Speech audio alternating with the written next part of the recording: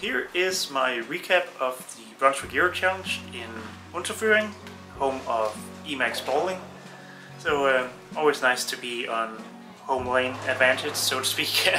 I ended up finishing 13th, which is pretty decent. I'm okay with that.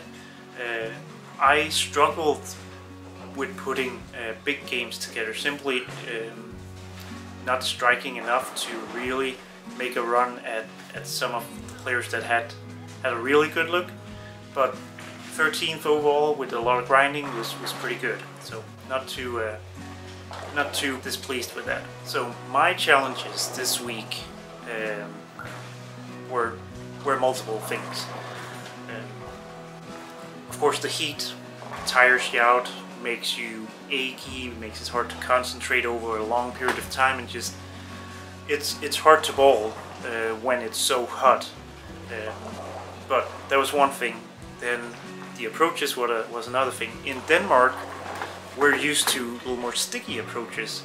Here they were very slippery, so I tended to slide too much, and I got it under control, but it actually ended up meaning that when I shot spares in the right side, like the 10 pin or 3-6-10, I had to move 5 boards right to get more in the middle part of the lane, where the approaches were a little bit more sticky than they were way out on the left side. Because if I tried to shoot spares from the way left side, I wasn't sure if I was going to stick or if I was going to stay on my feet, or if I was going to slip. So that was the first challenge for me. Then obviously, like everyone else, there was the lane pattern. The difficult thing about the lane pattern this week, and I'm going to try to explain this as simple as possible, there was quite a lot of room. You could get the ball pretty far right and have it hooked back to the pocket. You could get it pretty far left and have it hooked back to the pocket. But in between those two, there were a lot of different things that happened.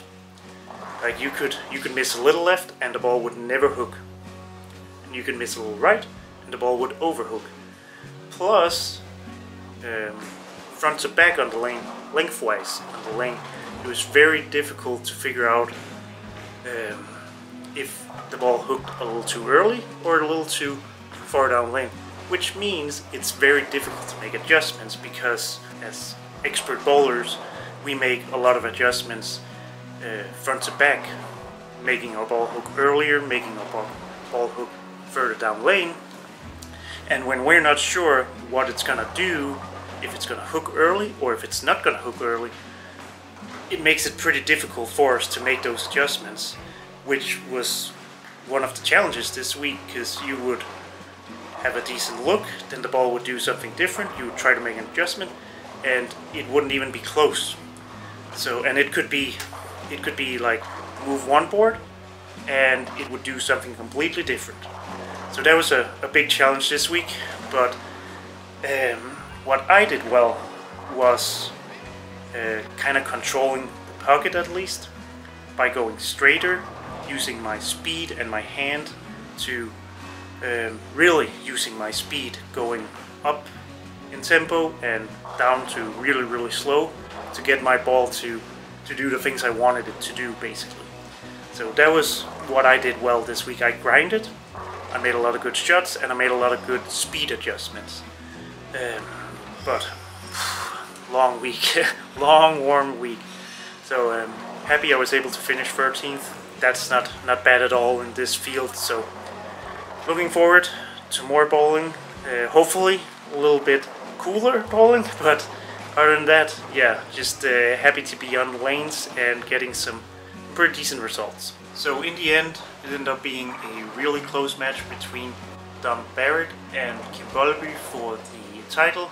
As you can see in the video here, Dom ended up winning by 1 pin. Both bowled really well through 8 or 9 frames, and then made some mistakes in the end when they had a chance to win the match. So congrats to Dom. He's won a lot of European Tour titles now, so good for him. And what I saw from these two players were they struggled with the same things that I struggle with and everyone else struggled with, where they didn't quite know what their ball did from shot to shot. So One shot they would go a little high, next shot they would go a little light, but they were really good at keeping it close enough to where, even though they went a little high or a little light and couldn't quite dial it in 100%, they were still close enough to strike, which is why they were top 2 in the end. It was really hard this week to get that consistency, but they did a really good job at it, so good for them. Congrats to Kim and Dom, and Kim this week actually became our newest member of the EMAX team, so really cool having him on the team. He's going to be making some ball reviews, some videos, so make sure you subscribe to the channel here to get some videos from Kim too. I'm sure he has a bunch of interesting things to tell about, a little bit different, being a lefty. Make sure you subscribe, and yeah, he'll be making some videos in the future.